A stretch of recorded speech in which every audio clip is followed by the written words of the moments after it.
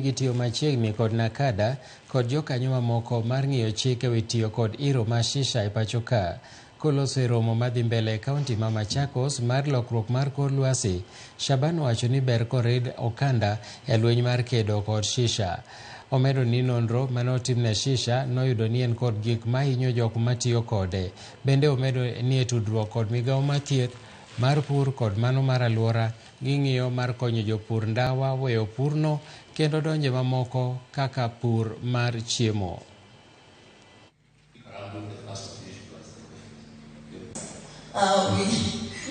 We're working very closely with Nakada to deal with these shisha menace.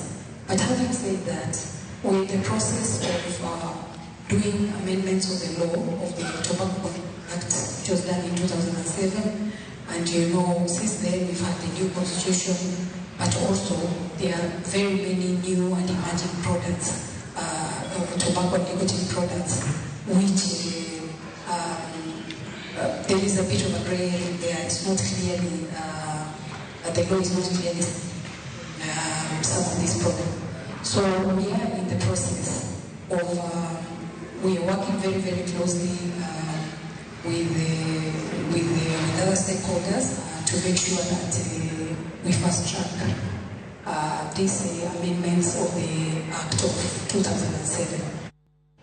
Chenro mag ohala norochore kuom thuolo ma seche ariyo e kinde ma jopiny mawuok e gwenge mar Ndanai e kaunti ma Bomet nobago ng'anyo ka gidwaro mondo kar tiegruok mar jochiw thieth mar KMTC oger e gwengego. Jodak go ne oseyo jaod bura